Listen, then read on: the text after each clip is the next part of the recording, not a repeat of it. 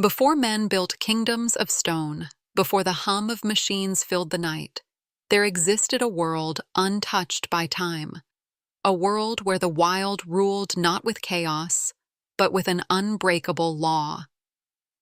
This was the law of the strong, where every creature lived and died by the power of their spirit and their might. In this ancient realm called Dominia, humans were nothing but whispers of a forgotten age. Instead, the land was divided between mighty tribes of beasts, each ancient, proud, and fierce beyond measure.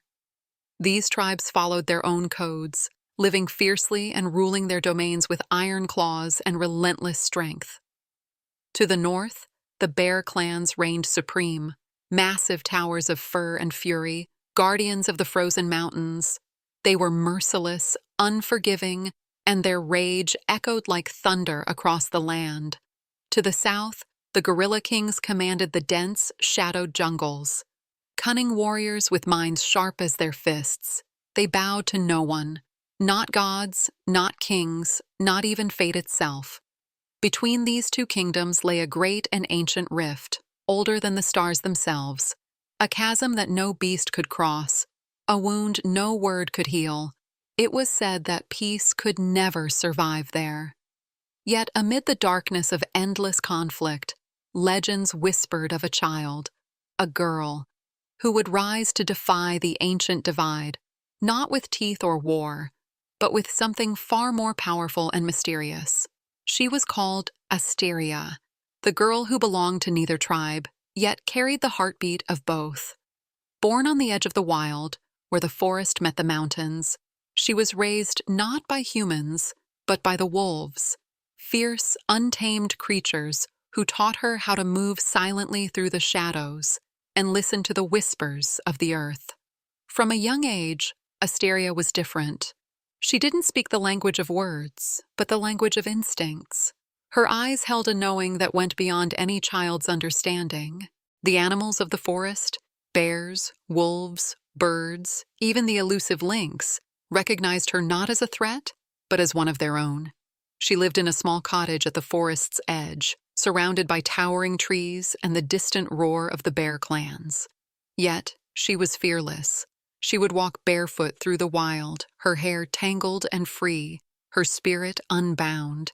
She never needed weapons. Her strength came from an ancient bond, a deep empathy that connected her to every living thing. When she touched a wounded deer, it would calm. When she stood before a snarling wolf, it would bow its head. She could hear the cries of the forest and understand their meaning. But Asteria's past was a mystery, even to herself. She had no memory of where she came from, only a faint, recurring dream of a great battle and a chasm dividing two mighty tribes. Her only clue was a pendant shaped like a silver claw, worn around her neck, shimmering with a strange, otherworldly light.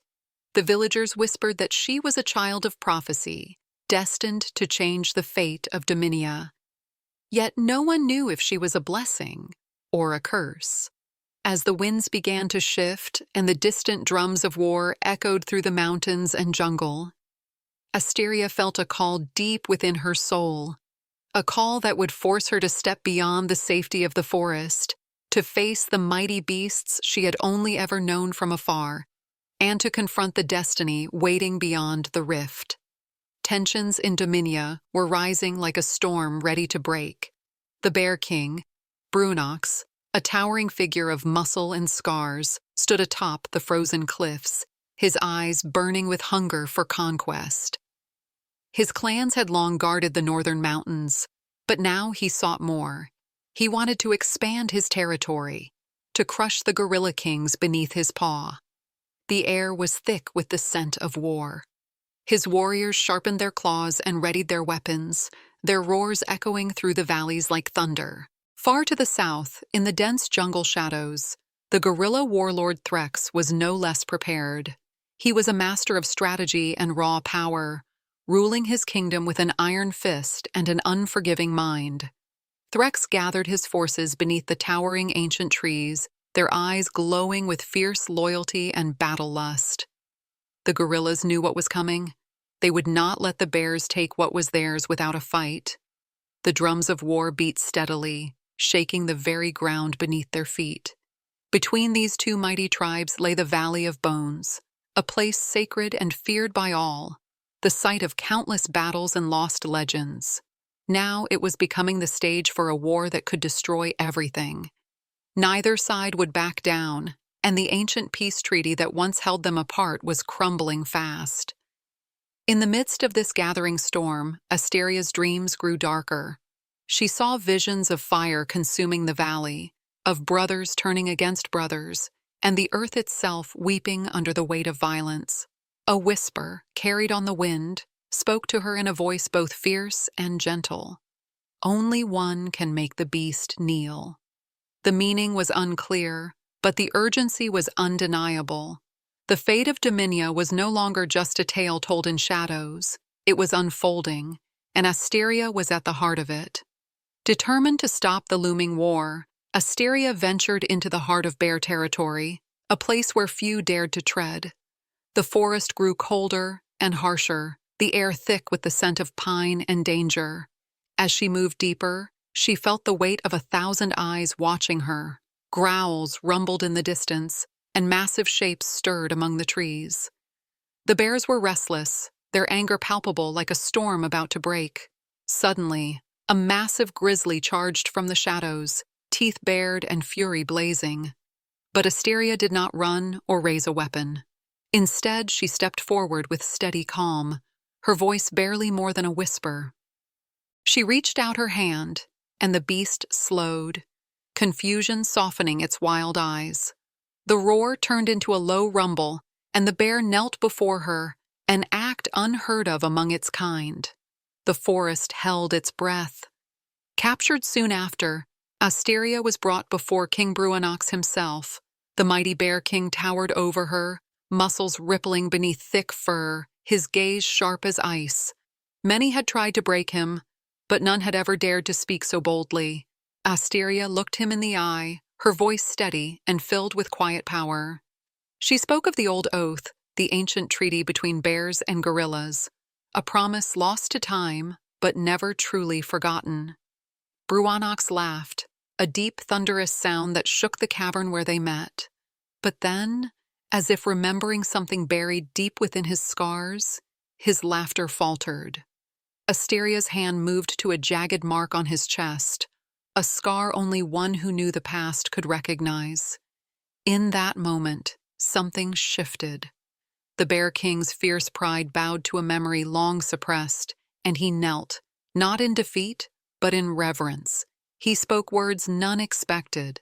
The war could be stopped, but only if the gorillas would listen. And he warned, Threx would not be so easily swayed. Asteria's words pierced the silence like a sharp blade, revealing truths long buried beneath layers of blood and rage. She told Bruanox of her true heritage.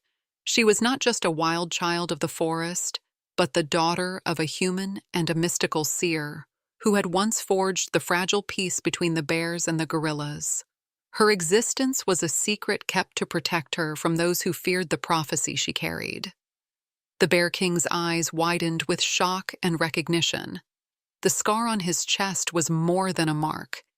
It was a symbol of a pact made long ago, a promise of unity that had been shattered by greed and hatred. For years, Bruanox had ruled with strength, but deep inside, the weight of that broken promise had gnawed at him. Now, faced with Asteria's truth, the pride that had once hardened into stone began to crumble. Without a word, Bruanox lowered himself to one knee before her, a gesture that stunned even the warriors standing guard.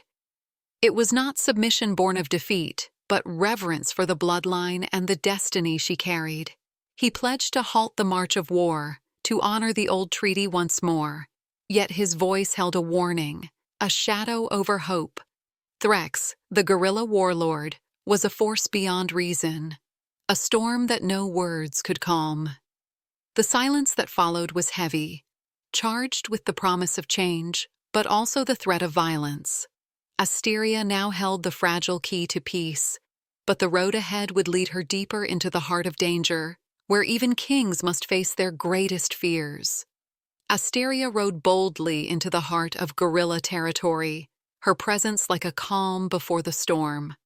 Atop a massive bear, she crossed the boundary that had long divided the two tribes, stepping into a world where every leaf seemed charged with tension and every shadow whispered warning.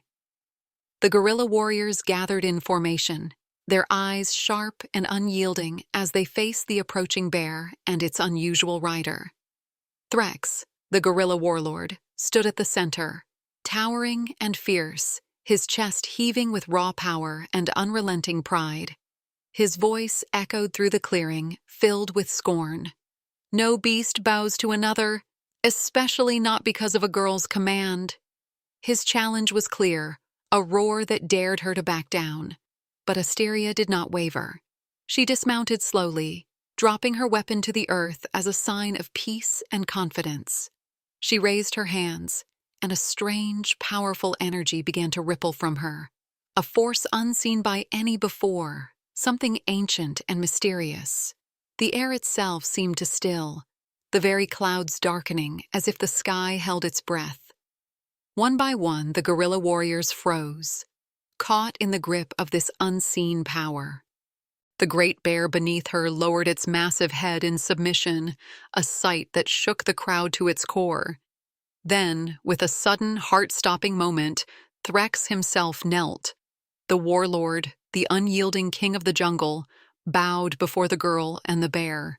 The valley fell silent, the impossible made real. Asteria had done what no one thought possible. Through strength not of muscle but of spirit and will, she had united the fiercest tribes under a single truth, that true power lies not in domination, but in understanding and respect. Peace settled over Dominia like a gentle rain after a long, brutal storm. The once divided tribes, the bears of the north and the gorillas of the south, now stood together, their ancient wounds beginning to heal. Asteria, no longer just a wild child or a mysterious outsider, had become a symbol of hope and unity. She walked between the tribes as an ambassador, a bridge where there had only been a chasm. She did not claim the throne of either kingdom, for she was neither queen nor conqueror. Instead, she carried the spirit of both, the fierce heart of the bear and the wisdom of the gorilla. Her voice, calm yet powerful, was heard in the halls of kings and the whispers of the forest alike. She was known as the voice between beasts, the one who spoke the language of peace. The land itself seemed to respond to her presence. Rivers ran clearer, forests grew greener, and the songs of the wild echoed with newfound harmony. The great rift that had once divided Dominia was no longer a barrier, but a meeting place, where strength bowed not out of fear, but out of respect. And so, the legend of the girl who made a bear kneel before a gorilla lived on, an enduring reminder that true power is not measured by might alone, but by the courage to change, to unite, and to heal. Would you kneel for peace or fight for pride? The choice is yours.